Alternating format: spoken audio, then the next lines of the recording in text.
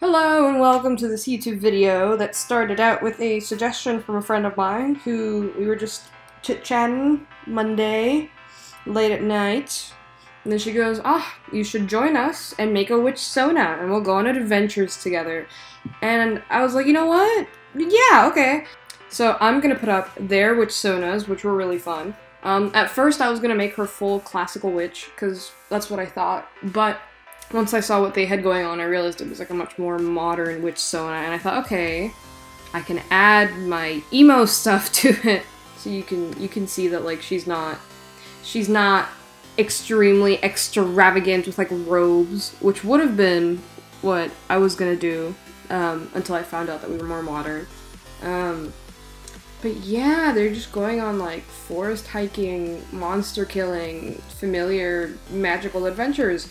Oh yeah, I was gonna give her horns originally. Yeah, because I was drawing her, and everything was going fine, and the WITCHSONA was gonna be great. And then I slowed it down just so you see it. I drew a tail. Yeah, you're looking at it. Okay, keep that in mind, because that will be relevant later. And then I kept on drawing her, you know, I was like, I had no sketch for this. I kind of just polished the sketch for this. Which, I'm doing more often, frequently. I don't know if that's a good thing, probably not. But, I was like, oh man, I want to give her a little tail, and I did it again, if you watch very closely to this fucking slowed down footage. And then I thought, no, I can't give her a tail, I'll just give her horns. And that's what I did. It was gonna be like a little demon witch, because the tail looked weird. I tried. I really tried to give her a tail. I was so on the tail thing. Because, you know, like, the inner furry was coming out, and I wanted to give her a tail. But, just store that in the back of your mind. Then I started trying to draw her hand on the broom, and I was making it like an L shape, but that's not really how you hold things. You don't, like, bring the broom closer to you, which is what, like, that weird angle gives the impression of. So then I adjusted it, and I made her hand actually, you know, straight, because if you're holding onto the broom, that's probably how that would go. And yeah, a lot of it is mostly cleanup. Because again, I before this like phase in my life, I hadn't drawn a lot of humans, so most of what I draw is animals, and every now and then I'll still include that. Keep that, remember that in the back of your mind, that I draw a lot of animals. I wasn't gonna give her a wand at first. I was gonna give her like a pitchfork or something, but then I thought, no, she would probably be stupid and like have a wand and like have something, I don't know, some sort of attachment to the wand. Then there's like a time skip, because I came back to it later, and surprise! I finally gave it the ears and the tail, because I could not resist. This entire little segment was me doing the line art for it, because I was like, you know, it's a sketch, so it's only fitting that I do the line art now. And I went through and I did a ton of the line art, and then I thought, it's so thick. Like, the line art is literally so thick that it looks ugly. So upon that realization, I just deleted it. I just said, wow, all this time was wasted, and I deleted the line art layer, and I went back to like the drawing board.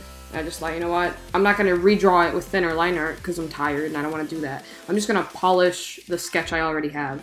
So I went through and I filled in all the base color in white just to like get a base going.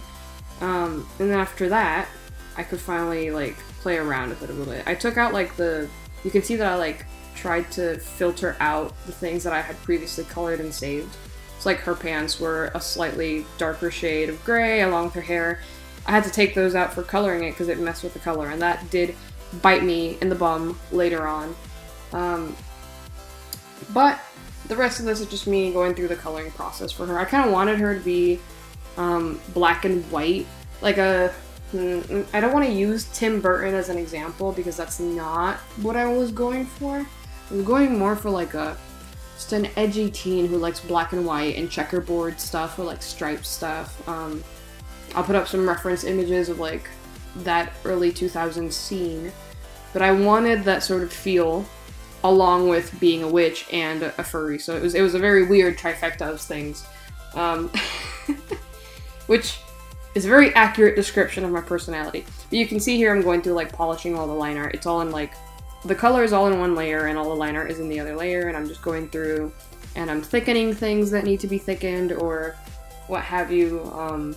I really like drawing teeth, so that was a fun part of that. But yeah, I always have this thing where I like coloring eyes and teeth kind of yellow because it looks cool. It looks just a little more interesting than the usual stuff. But it made her look a little inhuman, so I was gonna take it out, and then I was like, no, she's part dog. She can have the yellow eyes. So then I left it in. And then I went through and I was going through all the different color choices. It's hard when you want a character to wear so much black. So you can see here that I like made her shirt a slightly darker shade than her hair. And then her pants, I think, I put a lighter shade on. It's just such a mess trying to work with a bunch of different grays. Anyone that can arrange grays, good for you. Like, you're doing God's work. I love looking at your work. I can't. I'm not the best at it. You can see there that some of the like tint of gray stayed in the hair, which is why there's like a slightly different shade. It's so annoying. It's so annoying. Like, I did that to myself. I put a slight like variant of gray in the line art, so when I color it, it goes crazy, and I'm trying to fix it there. And I fixed it in some parts, but not all of them. I don't know. Hey, I'm back to the gray. So, you can see, yeah, that I made the pants a little bit lighter gray. And we're going through that whole process of, like, coloring everything in. So here's where I'm gonna add a little bit of artist talk. Usually what I do to color is I'll select the line art, so everything outside of the line art. I'll invert that selection and then color it like that, but if you do something really, really sketchy, it leaves a lot of, like, random junk flying around, because some lines aren't closed, so you'll end up, like, just drawing random stuff that is not necessary. It just leaves a very ugly feel, and you have to fix it anyway. So I went through this whole piece coloring everything as you would a normal traditional drawing. The tail, you can see that I'm struggling with the tail, because it also has that slight shade of gray. Well, you did this to yourself. I don't know. It's your fault, like, it really is. Oh yeah, and because everything was so black and white and dull, I wanted the spark of red. So you'll notice that my favorite colors when it comes to drawing are black, white, which technically to some people aren't colors, and then red. I just like, it gives it a pop. And then the occasional yellow, because, you know, yellow for like the hair, the eyes, sometimes the teeth. It's just like, they're just good colors, man. And then you can see here that I was trying to work out how to give her magic, because I had no idea how I was gonna like polish or finish off the drawing. So I go through a lot of iterations of like figuring out if the magic should be in front or behind, and I'm just generally not knowing what to do. Also, I'll like switch halfway through, so like I'll start coloring something, then I won't finish, then I'll go back to it, so that's what I'm doing with the broom. Like, you would think maybe I was done coloring before I started the magic effect, but no, I just started going and then returning to the broom, just because my brain is like, I don't know. I don't want to say weird and quirky, but it works in slightly different ways. Here's the magic. And this is me trying to write out all the different things that the red magic could be, just because I wanted to know. Like, I wanted to know, like, maybe she's harnessing blood or meat, or she can, like, make meat monsters, and that's what the red is. I went against that, by the way. She's not making meat monsters. But I was thinking, like, maybe it's, like, fueled by emotion, and especially rage. And I was also thinking, like, oh man, maybe she, like, turned herself into a wolf. Because I drew her with the ears and tail, and I did not give her any thought process for why she's like that. Then I was like, wait, it's magic. She can literally do whatever. So the lore for this WITCHSONA is just that she turns herself into a wolf, as I would if I was 12. Or now, literally at 20, I would turn myself into a wolf. But after that whole wolf transformation, she, like, probably can't go back. So she's just stuck with, like, the ears and the tail. Like, oh, my anime fantasy is true, but now I can't reverse it for when I want to do normal people stuff. Also, she does have 4 ears. I know. I'm sorry. I don't know what to say. I like it like that. she just has, like, augmented hearing, I guess. I don't know. That's probably not how hearing works. She probably, like, doesn't even use the human ears. She has, like, the dog ears. I don't know. I'm sure there's some way that that works in which it makes sense, but I put no thought process into it. And then mostly, like, the final finishing touches, shading that I forgot to do. I don't think I even went into this thinking I was gonna shade it, but I got so into the drawing. I don't know, I just had a lot of fun with it. Way more fun than I thought I would. And then this is just me trying to add, like, the last bits, the last touches of, like, what, you know, where the signature should be. Should I flip the canvas? Should I add more sparkles? I don't know. And you'll see that every now and then I'll zoom out. That's just to see if it's, like, eye-catching in, like, a thumbnail, because sometimes people will only see the drawing farther away, and you gotta know if it all blends together and you can't see distinct silhouettes or shapes, people probably won't click on that just because it looks boring.